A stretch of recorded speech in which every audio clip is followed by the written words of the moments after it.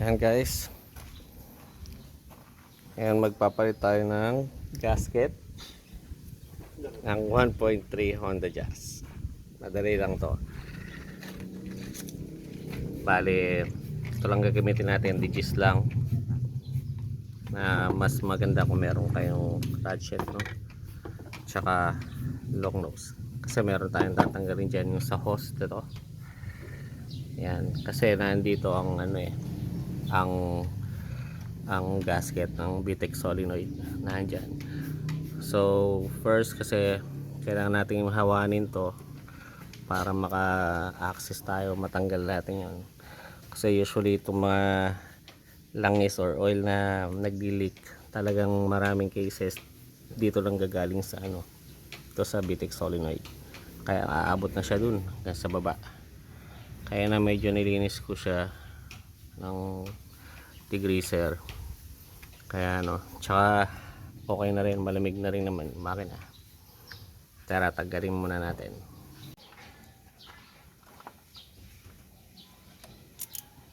Yan, tago nyo lang mga tornilyo, digis to guys. Tapos may isa pa dito, medyo nakaharang yung dipstick natin, tanggalin muna natin. Sa Honda Jazz to guys, Honda Jazz. Wait lang, basahan.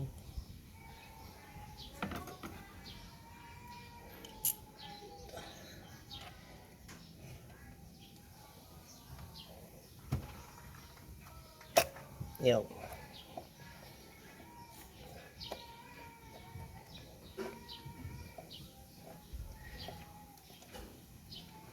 Kailangan yung gumamit ng extension, pwede naman, pero sa case na to pwede na, kaya na naman.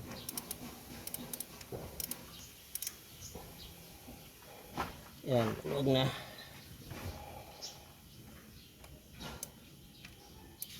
Kasi naharang po sa manifold niya.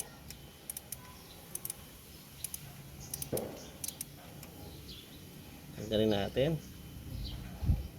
Yan, mas may access.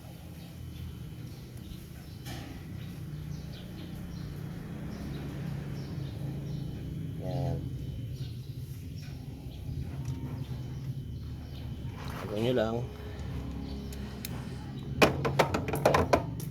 Again, cheese to, cheese na tornilyo.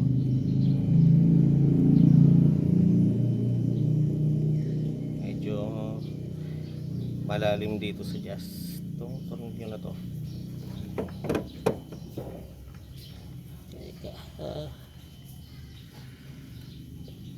Tamo, pati dito abot na abot yung mga oil na buo na.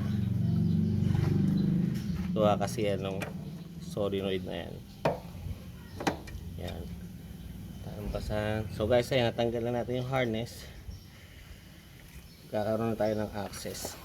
Teka lang nga, tignan nyo para makita nyo. Ayan, dalawa yan, isa dito, isa dun. So ngayon magkakaroon tayo ng access. Sa to nakahook lang yan dito. Dito. Ayan, nakita nyo to. Itong hook na to, ayan dito. Now, para matanggal nyo siya, kailangan nyo rin ng long nose. Kalawan na yung long nose ko. Ayan. So guys, tatanggalin lang natin to sa hose. Itong hose na to. Ito, kung nakikita nyo to, tuturo ko na lang ng dulo ng itong long nose. Yan, or ito ito to guys, ito nakita nyo to, ito may clip yan, tatanggalin nyo lang para matanggal tong hose na to, para magkaroon tayo ng access dito sa VTEC solenoid. Okay, wait lang solo lang kasi ako nagbibideo Tanggalin muna natin guys. Dito sa hose na to, itong tatanggalin na to, medyo mahigpit, tinry ko. So sundan na lang natin to. Pwede naman siguro ito sa taas na lang, instead yung sa baba is mas accessible to. Pero siguro pwede rin naman, hindi naman siya ihawi nyo lang ng konti. Actually pwede naman, not needed naman. So ayun, tatanggalin mo lang to. Nakakabit lang to dito sa ano dito sa bakal na to. So ang pagtanggal niya, nakashoot siya doon. I-snap ko lang siyang ganun, tataas mong ganun, tapos saka mo hihilahin papunta dito sa side. Sige, balik natin. Ayan, di ba ganyan?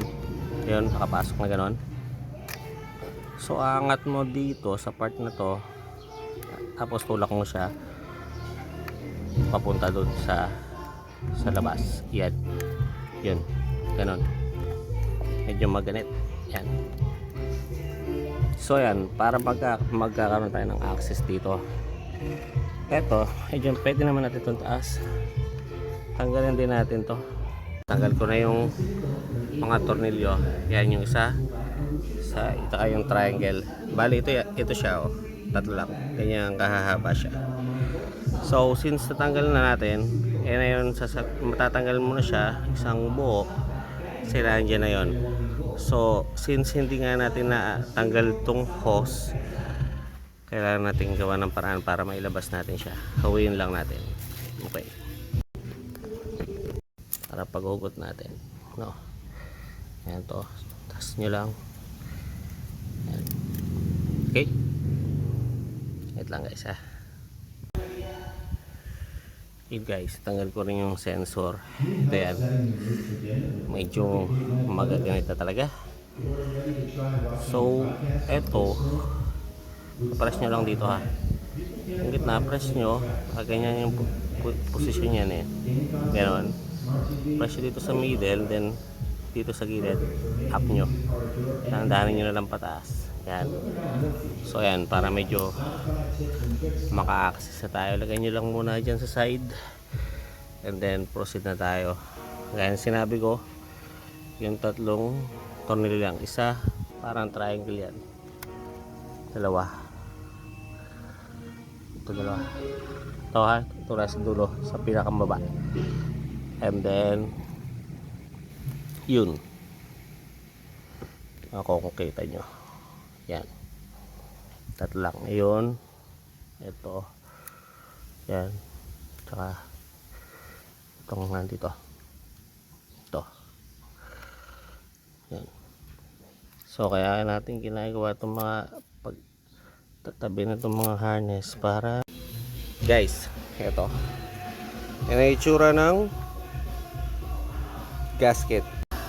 So yan.